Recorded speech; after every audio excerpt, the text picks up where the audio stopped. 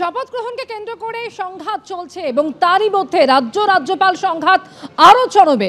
গতকালই মুখ্যমন্ত্রীর বিরুদ্ধে মানহানির মামলার হুঁশিয়ারি দিয়েছিলেন রাজ্যপাল, আর এবার রাজ্য সরকারের বিরুদ্ধে সুর আরো চড়ালেন তিনি। দুর্নীতি, সন্ত্রাস, জনসাধারণের টাকা নয় ছয়, এটাই এই সরকারের বৈশিষ্ট্য। রাজ্যের আয়ের থেকে ব্যয় খুব বেশি, আর্থসামাজিক উন্নয়নের জন্য খরচ করা কঠিন। এভাবে যারা সাধারণ মানুষের টাকার অপচয় করছেন তাদের এর মূল্য চোকানো উচিত। বাংলার অর্থনীতিকে অন্ধকারে ঠেলে দিয়েছে এই সরকার। আক্রমণ রাজ্যপালের।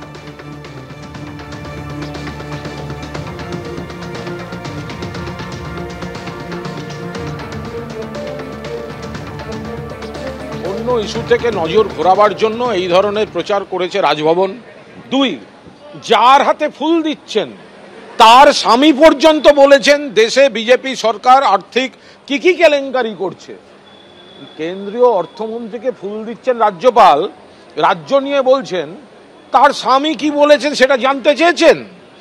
3 নম্বর, রাজ্যপাল যদি বাংলার অভিভাবক হন তাহলে রাজ্যপালের কেন্দ্রের মন্ত্রীর কাছে গিয়ে বলা উচিত বাংলার টাকাটা দেওয়ার জন্য অর্থমন্ত্রীর কাছে 100 দিনের টাকা, আবাসের টাকা, 1,50,000 কোটি টাকার অন্যান্য সব মিলিয়ে যে বকেয়া, তো বাংলার যদি তিনি রাজ্যপাল হবেন বাংলার অধিকার নিয়ে তো অর্থমন্ত্রীকে বলা উচিত।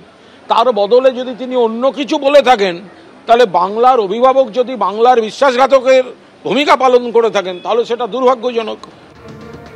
অর্থাৎ বাংলার অবমাননা করছেন, বাংলার অপমান করছেন, এমনটাই বলছেন কুণাল ঘোষ। মুখ্যমন্ত্রীর বিরুদ্ধে মানহানির মামলার হুঁশিয়ারির পর ফের বসে নিশানায় রাজ্য সরকার। দুর্নীতি, সন্ত্রাস, জনসাধারণের টাকা নয় ছয়, এটাই এই সরকারের বৈশিষ্ট্য, এমনটাই রাজ্যপালের বক্তব্য। আর এই নিয়ে কি বলেছেন অধীর রঞ্জন চৌধুরী এবং সুকান্ত মজুমদার পরপর। অর্থনৈতিক জরুরি অবস্থা রাজ্যপাল তো ঠিক করতে পারে না।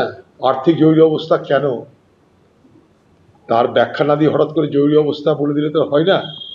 ভারতবর্ষের সংবিধান আছে, আর একটা রাজ্যের উপরে আর্থিক জরুরি অবস্থা চালু করার কথা বলছে, এটা ঠিক মান্যতা পাবো আমার কাছে মুশকিল, এটা বুঝতে পারলাম না।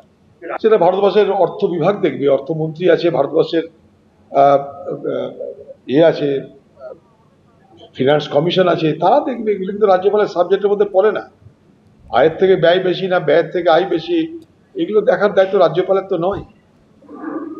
রাজ্যপাল নিজের এখতিয়ারের বাইরে গিয়ে স্বাভাবিকভাবে আমাদের রাজ্য সরকার যদি কোনো অর্থনৈতিক এমার্জেন্সিতে মধ্যে পড়েন, আপৎকালের মধ্যে পড়েন, তো স্বাভাবিকভাবে রাজ্যপালকেও সেই বিষয়টি সংবিধান অনুসারে হ্যান্ডেল করতে হবে ভবিষ্যতে। তো তিনি যদি সাংবিধানিক পদে থেকে যে রাজ্যের অর্থনৈতিক স্বাস্থ্য কেমন আছে, ভালো আছে না খারাপ আছে, কারণ আমরা বুঝতে পারছি রাজ্যের অর্থনৈতিক স্বাস্থ্য ভালো নেই। রাজ্য সরকার অ্যানিমিয়াতে ভুগছে, অর্থনৈতিক অ্যানিমিয়াতে ভুগছে, রক্তাল্পতাতে ভুগছে। তো স্বাভাবিকভাবে এই রক্তাল্পতা দূর করার জন্য যদি রাজ্যপাল কাউকে সাহায্য করতে চায়, রাজ্য সরকারকে সাহায্য করতে চায়, আমার মনে হয় রাজ্য সরকারের সেই সহযোগিতা নেওয়া উচিত।